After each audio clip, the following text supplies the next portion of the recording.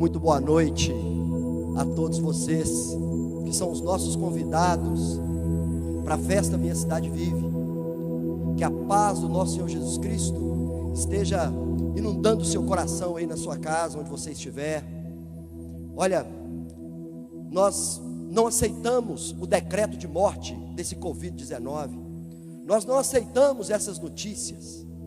Nós, como igreja do Senhor Jesus Cristo, a igreja do Deus vivo, resolvemos declarar vida nesse tempo de pandemia, nesse tempo de morte, e resolvemos partir para o ataque. E durante 30 dias nós começamos a jejuar e orar pela sua vida. Você que está assistindo essa live agora, você foi um convidado, você foi uma pessoa escolhida por alguém da nossa equipe para estar jejuando e orando por você e sua família, para que essa sombra da morte não alcançasse a sua família, e para que nós pudéssemos declarar: minha cidade vive, em nome de Jesus. Nessa hora nós vamos estar recebendo a palavra de Deus. A Bíblia é a carta de Deus para a humanidade. A Bíblia é Jesus codificado, e nós precisamos de buscar a unção do Espírito Santo, para que Ele possa decodificar esse código, porque toda ela é Jesus, toda a Bíblia é Jesus, ela é o código, a revelação de Deus para as nossas vidas, mas nós precisamos de recebê-la através de um arrependimento profundo. Pelo poder do Espírito Santo, ela será revelada a mim e a você nessa hora. Vamos orar e nos arrependermos das nossas maldades, arrepender daquilo que nós perdemos o controle. Para receber essa santa palavra, nós precisamos estar com o coração com devoção a Deus. E hoje, diante de mais de 7 bilhões de pessoas rodeadas, que rodeiam a terra, que povoam essa terra, nós estamos agora separados, convidados, assim, de uma forma tão sublime pelo Espírito Santo, para estar vivendo esse momento na nossa vida. Nós vamos receber a palavra de Deus agora com o coração bem quebrantado. E eu peço que você ore comigo, fechando os seus olhos. Senhor, em nome de Jesus, nós te agradecemos por esse dia memorável, por essa festa Minha Cidade Vive. Nós declaramos que a nossa cidade vive, que a nossa família vive, que o nosso trabalho vive. Nós declaramos saúde, nós declaramos o teu poder, declaramos ao Senhor que a nossa fé está viva, mesmo diante de tantas notícias ruins. Nós acreditamos na tua palavra e te pedimos, Pai, nessa hora, perdoe os nossos pecados, limpa as nossas vidas, limpa o nosso coração agora, pelo poder que há no sangue de Jesus, para que nós possamos receber a tua palavra e que ela alcance espaço, guarida em nossos corações, que ela alcance cada pessoa que está nos assistindo agora em qualquer parte do mundo, em nome de Jesus Cristo, amém e amém. Eu quero ler agora a palavra de Deus, que se encontra em Marcos capítulo 5, a partir do versículo 1, fique bem atento. Separamos esse momento para Deus. Quanto é que nós temos separado para Deus todos os dias, toda semana, o mês, o ano. Agora nós separamos uma horinha do nosso domingo, um domingo talvez, desse mês, para podermos dedicar ao Senhor, dedicar aquilo que Ele tem para nós. Nós vamos ler agora Mateus capítulo 5, versículo 1, e o tema dessa mensagem é: Jesus veio para quebrar as nossas cadeias, as nossas correntes. Festa Minha Cidade Vive, ela é para glorificar e exaltar o nome de Jesus Cristo, nosso Senhor, aquele que veio para nos libertar das nossas cadeias, das nossas maldades, daquilo que nós não conseguimos sair pela nossa inteligência, pela nossa capacidade, pelo aquilo que a faculdade, a universidade, as escolas, os treinamentos não conseguem alcançar em nós. Ele veio para completar, para fazer aquilo que nós não podemos fazer. A Bíblia diz assim, em Mateus capítulo 5, versículo 1: Jesus e seus discípulos chegaram à região de Gerasa, ao lado leste do lago da Galileia. Assim que Jesus saiu do barco, foi encontrar-se com ele um homem que estava dominado por um espírito mau. O homem vinha do cemitério onde estava morando. Ninguém conseguia prendê-lo, nem mesmo usando correntes. Muitas vezes já tinha amarrado as suas mãos e os seus pés com correntes de ferro, mas ele quebrava tudo e ninguém conseguia dominá-lo. Passava os dias, as noites, nos montes, entre os túmulos, gritando e se ferindo de propósito com pedras. Ele viu Jesus de longe, correu, caiu de joelho diante dele e gritou: Jesus, Filho do Deus Altíssimo, o que o Senhor quer de mim?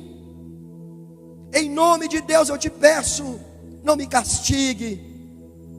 E ele disse isso porque Jesus havia mandado o espírito mau sair daquele homem. Jesus perguntou: como é que você se chama? Ele respondeu: meu nome é Multidão, porque somos muitos. E pedia com muita insistência a Jesus que não expulsasse os espíritos maus deles para fora daquela região. Acontece que num morro perto dali havia muitos porcos comendo. Os espíritos pediram a Jesus com insistência: nos mande ficar naqueles porcos, nos deixe entrar neles. Ele deixou, e os espíritos saíram do homem e entraram nos porcos. E estes, que eram quase 2.000, se atiraram o morro abaixo para dentro do lago e se afogaram. Os homens que estavam tomando conta daqueles porcos fugiram e espalharam a notícia na cidade e nos campos. Muita gente foi ver o que havia acontecido. Quando chegaram perto de Jesus, viram o homem que antes estava dominado por demônios e ficaram espantados, porque ele estava sentado, vestido e no seu perfeito juízo. Os que tinham visto tudo aquilo lhes contaram o que havia acontecido com o homem e com os porcos. Então começaram a pedir com insistência a Jesus que saísse da terra deles. Quando Jesus estava entrando no barco, o homem curado pediu com insistência: me deixe ir com o Senhor. Mas Jesus não deixou e disse: volte para casa e conte aos seus parentes o que o Senhor lhe fez e como ele foi bom para você. Então ele foi embora e contava na região das 10 cidades o que Jesus tinha feito por ele, e todos ficaram admirados. Que bênção essa palavra. Eu quero lembrar você desse texto agora que nós acabamos de ler. Tem coisas tão maravilhosas aqui que Deus quer falar conosco, Deus quer falar comigo, com você. Imagina, dessa leitura nos mostra uma cena lamentável. Que situação esse homem estava vivendo, que situação esse homem vivia no seu dia a dia. No versículo 2 aqui, mostra a situação dele. Assim que Jesus saiu do barco, foi encontrar-se com ele um homem que estava dominado por espírito mau. O homem vinha do cemitério onde estava morando. Ninguém conseguia prendê-lo, nem mesmo usando correntes. Muitas vezes já tinham amarrado as suas mãos e os seus pés com correntes de ferro. Mas ele quebrava tudo e ninguém conseguia dominá-lo. Passava os dias e as noites nos montes e entre túmulos, gritando e se ferindo. Ele se feria de propósito com pedras. Observe bem, que cena lamentável. Imagina você morando nessa cidade de Gadara ou Gerasa, que é a mesma coisa. Imagine você ali, sendo um cidadão daquela cidade, você deparando dia após dia, meses e anos, com uma situação de uma pessoa desse tipo, e ninguém podia fazer nada por aquele homem. Eles capazes que tentaram fazer de tudo, inclusive acorrentá-lo, mas ele vivia aos gritos, vivia em sofrimento. Imagina se na nossa região, aqui na nossa cidade, tivesse uma pessoa vivendo nessas condições. Mas imagina se essa pessoa fosse você. Que situação. Aqui diz que ele estava dominado por demônios, morava num cemitério. Imagina, mãos e os pés acorrentados, não dormia, vivia perambulando, gritando, se cortando, se ferindo. Você pode imaginar você vivendo assim? No versículo 9 diz que esse moço já tinha perdido a identidade. Olha o que diz no versículo 9. Jesus perguntou: como é que você se chama? E ele respondeu: meu nome é Multidão, porque somos muitos. Ele já tinha perdido a identidade dele. Ele nem respondia por ele mesmo. Os espíritos que estavam nele revelavam que ele era um terreno loteado. Imagine você, desde criança, se você aí está me vendo hoje, você é uma criança, quantos apelidos colocaram em você, na sua casa, pejorativos, de que já te chamaram hoje, até hoje. Já imaginou esse rapaz? Quantos nomes ele tinha? Será como que as pessoas chamavam ele naquela cidade? Doido, o homem do cemitério, né? Como que ele era chamado? Ele já tinha perdido a identidade dele, ele não sabia quem ele era muitos. Ele falou, nós somos muitos. Muitos o quê? Uma personalidade multiplicada por sofrimento, uma personalidade lacerada, cortada, não sabia nem quem ele era, perdeu a identidade, perdeu a dignidade. Que situação que esse rapaz vivia. Havia mais ou menos 2.000 demônios vivendo nele. Ele era uma colônia de demônios, uma vida lotada de problemas. O versículo 13, e ele deixou, e os espíritos saíram do homem e entraram nos porcos, e estes, que eram quase 2.000, se atiraram o morro abaixo para dentro do lago e se afogaram. Mais ou menos 2.000 demônios saíram daquele homem, porque tinha mais ou menos 2.000 porcos ali, e não tem como entrar meio demônio em um porco. 2 demônios em um porco tem jeito, porque tinha 2.000 demônios em um homem. Então nós podemos imaginar que ele tinha mais de 2.000 problemas. 2.000 problemas destruindo a vida desse jovem, destruindo os sonhos que ele tinha na sua adolescência, quando ele era criança, destruindo os sonhos dos seus pais, dos seus familiares, que nem tinham mais convivência com ele. Mas quando esse homem ele tem um encontro com Jesus, sua vida é mudada completamente. Observe no versículo 15. Quando chegaram perto de Jesus, viram um homem que antes estava dominado por demônios e ficaram espantados, porque ele estava sentado, vestido no seu perfeito juízo. Quando Jesus tomou um barco e foi para aquela cidade, ele tinha consciência do que ele ia fazer naquela cidade. Ele sabia perfeitamente que havia uma pessoa lá que sofria há anos, que não tinha mais identidade, que não dormia, que vivia se cortando, que era uma pessoa que auto se destruía e ao mesmo tempo destruía a paz daquela cidade. Mas depois que ele teve um encontro com Jesus, a Bíblia diz que ele estava sentado tranquilo. Esse homem não sentava, vivia perambulando. Ele estava vestido, a Bíblia diz que ele andava nu, e ele estava em seu perfeito juízo. Ele estava tranquilo. Por quê? Porque ele teve um encontro com Jesus. Porque ele teve um encontro com Jesus, ele ficou em perfeito juízo. Passou de uma pessoa repugnante para uma pessoa querida, requisitada, atraente, que as pessoas queriam estar perto para ouvi-la. Observe o versículo 18.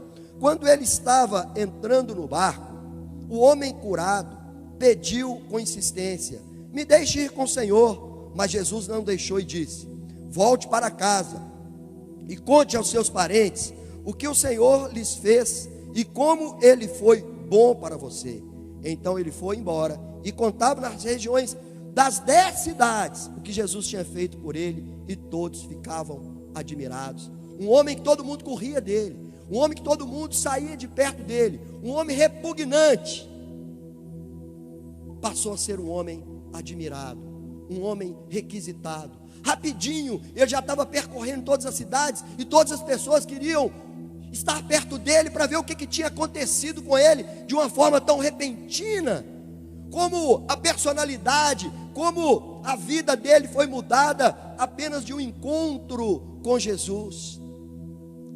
Esse homem, eu quero dizer para você que está me assistindo, esse homem não é nada mais, nada menos, apesar de que nós sabemos que ele existiu realmente, esse homem existiu. Isso aqui não é uma parábola. Isso aqui, o escritor Marcos, o evangelista Marcos, ele narrou aquilo que Jesus fez naquela cidade de Gadara. Esse homem, ele representa eu e você quando estamos ou optamos em viver em desobediência a Deus. Quando nós criamos as nossas próprias leis, os nossos próprios achismos, quando nós escrevemos a nossa própria Bíblia, Quando nós criamos circunstâncias para viver, leis que nós escrevemos para nós mesmos dentro do nosso coração, sem se preocupar com o outro, sem se preocupar com o que Deus pensa, sem ao menos abrir as Escrituras, falamos que somos de Deus, falamos graças a Deus, se Deus quiser, sem nem orar. Samuel, o profeta e sacerdote da Bíblia, ele disse: longe de mim pecando deixar de orar por vós. Deixar de orar é um pecado. Já imaginou, se nós pecarmos no mínimo 3 vezes por dia, no mês, dá 1080, vamos tirar os 80, 1000 pecados, 90 pecados por mês, perdão, 1080 por ano, tiramos os 80, ficamos 1000 pecados, eu tenho 51 anos, então eu já pequei mais de 51.000 vezes no mínimo. Imagina como isso vai me distanciar de Deus, como esses pecados. O que é pecado? Pecado é egoísmo da alma, pecado é distância de Deus, pecado é criar sua própria maneira de viver. E isso, esse homem criou sua própria maneira de viver, até viver dessa forma, viver de uma forma que nem ele mesmo se aguentava, porque se ele mesmo se cortava. Quantas pessoas hoje estão vivendo se cortando aí, né? Quantas pessoas estão vivendo como esse homem? Porque esse homem representa eu e você. A Bíblia diz em Efésios capítulo 2, versículo 2, eu quero ler com vocês agora. Efésios capítulo 2, versículo 2.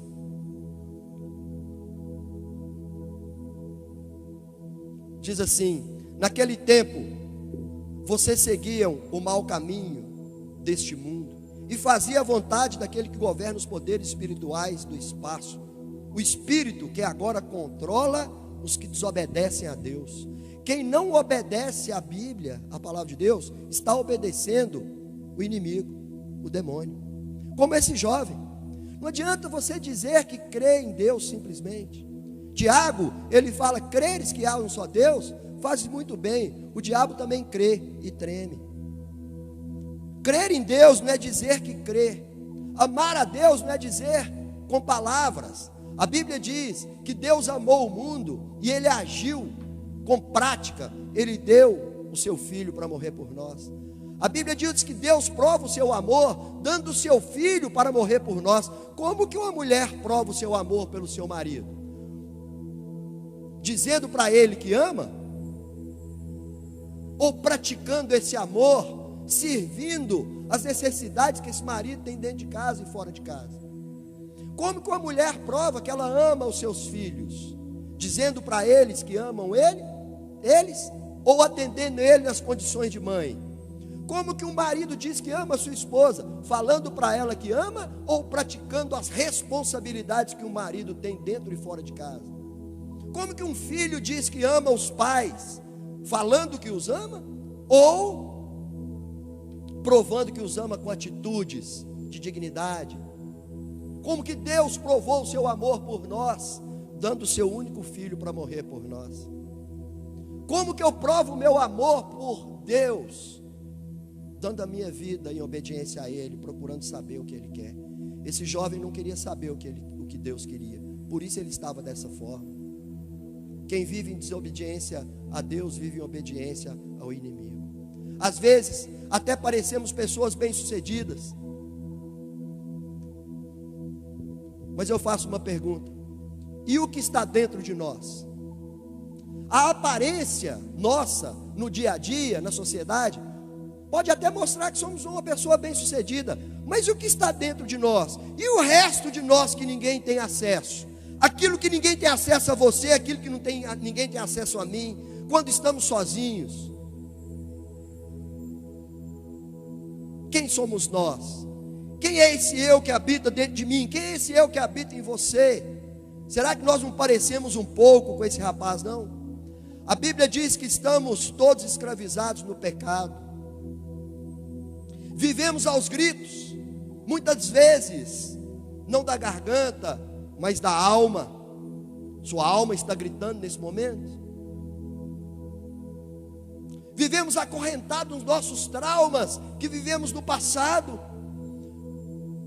Não conseguimos sair desses traumas, a mente aprisionada com medo de elevador, com medo de avião, com medo de começar um negócio, com medo de começar um relacionamento. Eu não sei.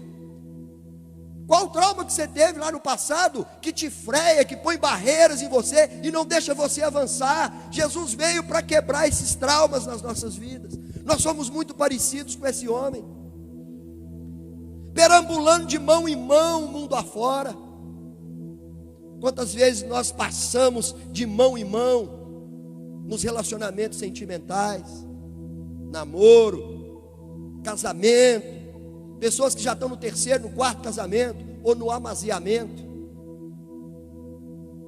Passou na mão dos namorados, das namoradas, passou na mão dos amásios e das amásias, passou na mão de maridos e de esposas, e continua sem ninguém. Às vezes está até com alguém, mas como se estivesse sozinho. Esse jovem, ele vivia perambulando mundo afora, de mão em mão. Nossa cama, nossa cama, se a nossa cama falasse, chegamos no momento aqui, parece que é um sepulcro quando deitamos, e não cabemos nela de tanta angústia, travesseiro molhado de lágrimas, ou até mesmo travesseiro seco, de lágrimas secas. Não temos espaço para dormir. A nossa cama deixou de ser uma cama e passou a ser um sepulcro. Quando nós pensamos em ir embora para o nosso quarto, para deitar e dormir, me acorde, meu Deus, chegou a hora de dormir, chegou a hora dos pensamentos invadir a minha mente. Lá na minha cama não tem distração, e aí eu pego o meu smartphone e começo a olhar notícias e lives e mais vídeos e muitas coisas, e a noite vai passando e eu não consigo dormir. O pior momento para mim é a minha cama. Você está nessa situação como esse jovem estava? A cama dele era o sepulcro, ele dormia no cemitério. Talvez o seu quarto se tornou para você um cemitério, um lugar de morte. Como você pode estar sofrendo por isso, um lugar de angústia. Esse jovem não trabalhava porque ele não tinha condições psíquicas para trabalhar. Às vezes nós não temos paz nem para trabalhar, a nossa mente nos atormenta, temos inimigos no trabalho, não damos certo com os colegas, com o chefe, com ninguém. As pessoas não suportam os nossos defeitos, e nem nós suportamos, e nem nós conseguimos sair deles, igual esse homem. Nos ferimos sempre pelas nossas decisões erradas. Quanta decisão errada, compro errado, vendo errado, escolho a universidade errada, escolho namorada errada, escolho até o passeio errado. Quando chega no restaurante self-service, depois que termino de comer, fala, por que eu fui comer isso? Devia ter comido aquilo. Escolhas erradas. Nos ferimos sempre pelas nossas indecisões ou pelas decisões tomadas erradas. Vivemos fazendo do lazer e do entretenimento uma dipirona para as nossas dores. Quando está doendo, procuramos o lazer, procuramos um entretenimento. O que vamos fazer? E saímos ligando para todo mundo, juntando turma. O entretenimento deixou de ser um entretenimento e passou a ser uma dipirona, porque dói muito viver sem entretenimento.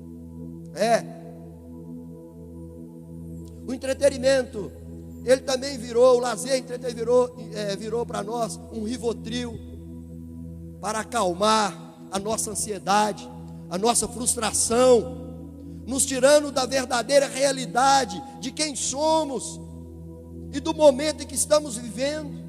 Talvez você nem sabe direito quem você é, como esse homem que representa nós.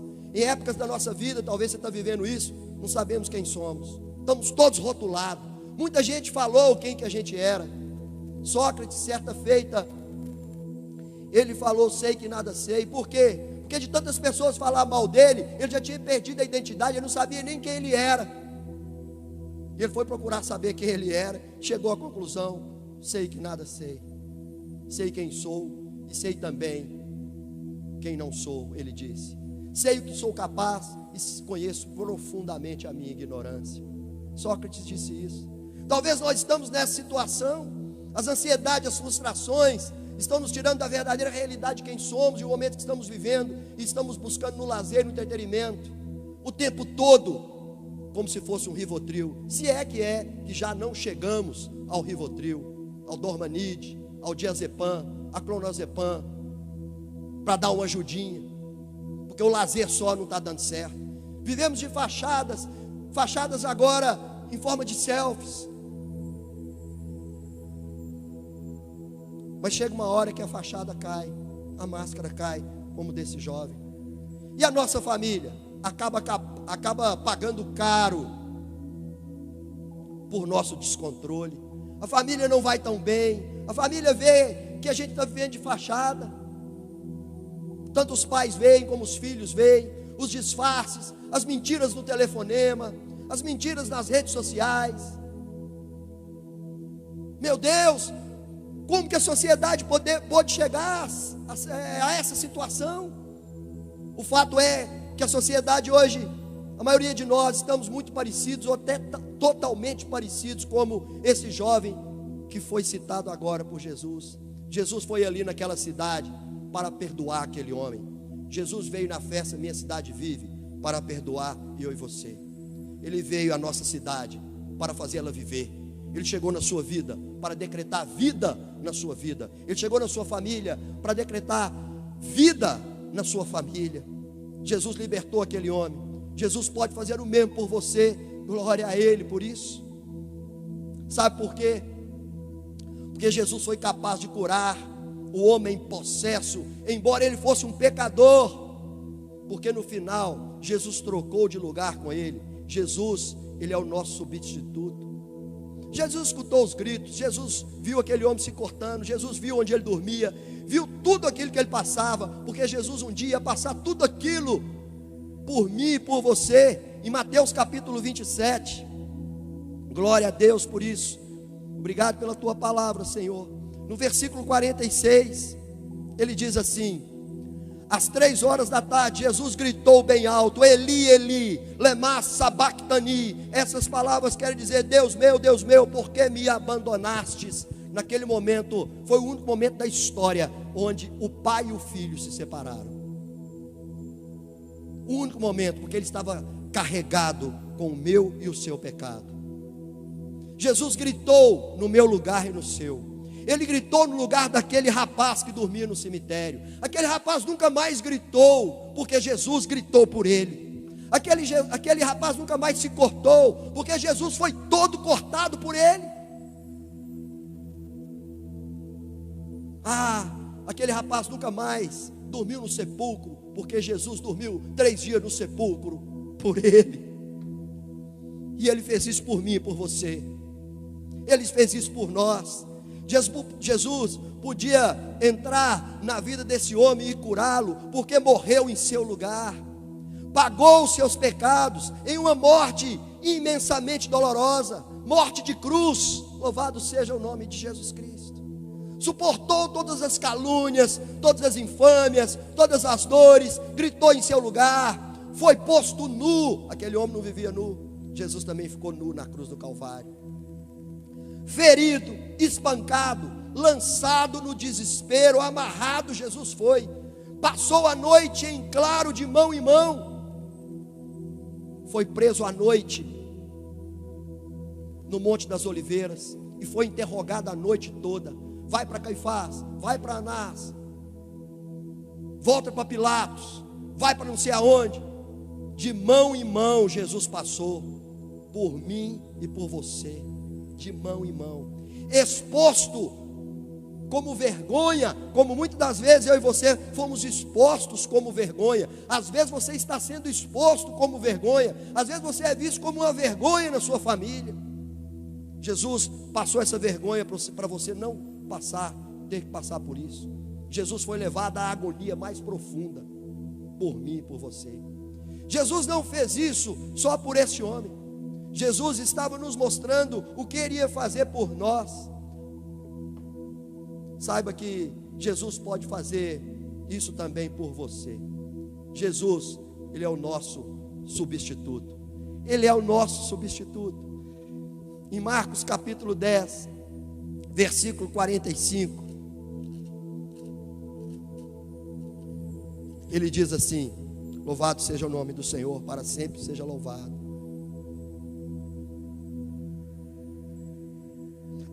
Porque até o Filho do Homem não veio para ser servido, mas para servir e dar a sua vida por resgate de muitos. Mas por que ele nos diz todos? Porque não vão ser todos que vão querer.